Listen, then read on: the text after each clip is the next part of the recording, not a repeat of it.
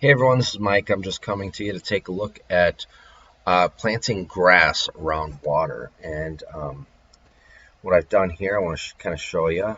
Uh, I'm taking a look from tee boxes here, and I'm saying, okay, this needs a little bit of grass here. It shows that it's got grassiness in the Google. If you take a look at your Google Earth, you can get a really good idea of what it looks like around the water. And if you live in areas like Texas or Colorado, sometimes there's not a lot of grassiness around water. I'm in Arizona or Colorado, but here in Illinois there is. So I'm taking a look at it, and I added some grasses there. And then what I did was, if you just add straight grass, it ends up looking kind of flat.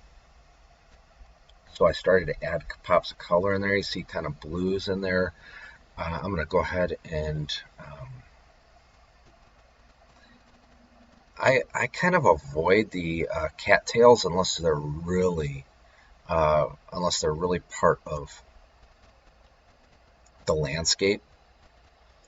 I'm going to go to nature.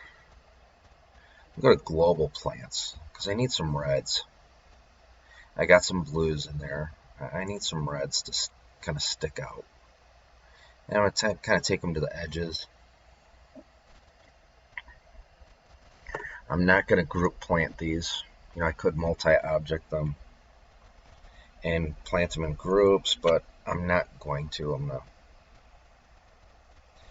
try to just place them in front of the areas where you would see when you're teeing off.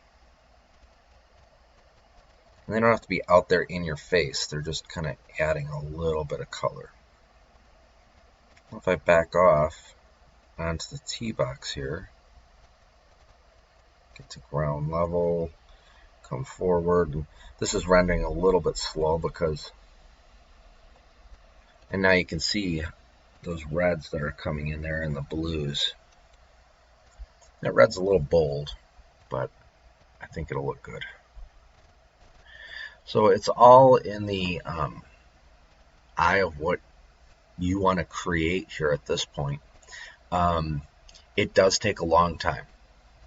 Your base level of grasses, I planted that in groups using multi-object, and you can kind of see, but the individual colors, that I take and I place in individually a lot of times.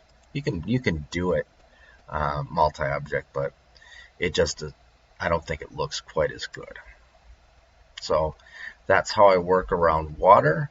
Again, base layer, multi-object, and then colors I'll add in there separate. Now, one thing that I do is, in order to save objects on my yellow bar, because you can only put so many objects in, is I'll only focus color where you would usually see color. I'll just lay the base layer down if that's what, I'm not going to be seeing that very much, or if there's very little chance of me seeing it, I'll just lay the base layer down because I need to save that yellow bar. On this course, I do have background trees that I need to take care of, so I want to save as much space as I can while giving a good quality course overview here. So that right there is water. Alright, so all I'm doing here is basically I'm just going through the monotony of laying my base layer of grass out around the lake. Kind of takes a while. You have to make adjustments to make things thicker, and I'm going to put some around that tree. Okay. And you just keep on working with it to get all the way around your lakes.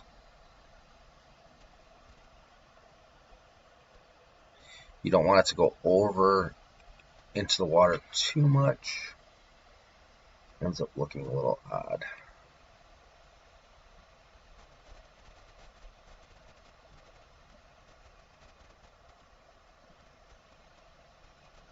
But the program naturally keeps on twisting and turning and shaping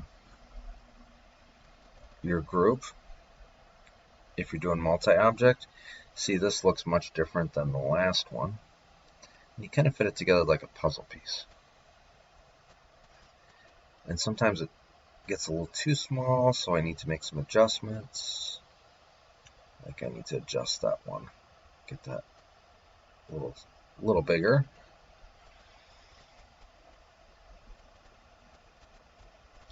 So again, I'm just putting down the base layer. Like I told you before, what I'll do after I finish the full base layer of all the lakes is that I'll come through and I'll add color where you're going to see it.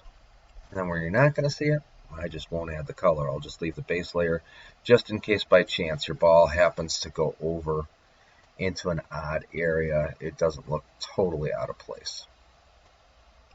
But you're not using up all your objects.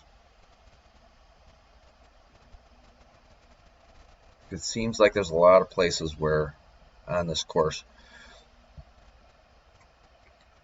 where there may be grass, but there's not a good chance of you going over there.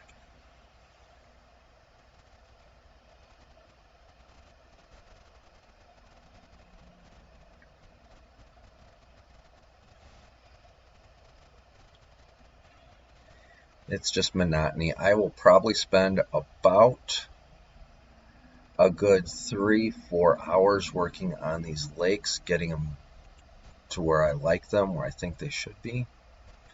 And then we'll move on to the next thing.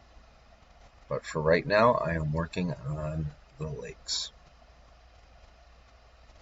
And this is kind of what we get. I don't like for it to be totally uniform, even. I like some variability into it. So it doesn't look like a straight line. If it's a straight line, that's not very natural. I mean, yeah, the mowers cut it a little bit of a straight line, but I like it to look as natural as possible, like it's growing out.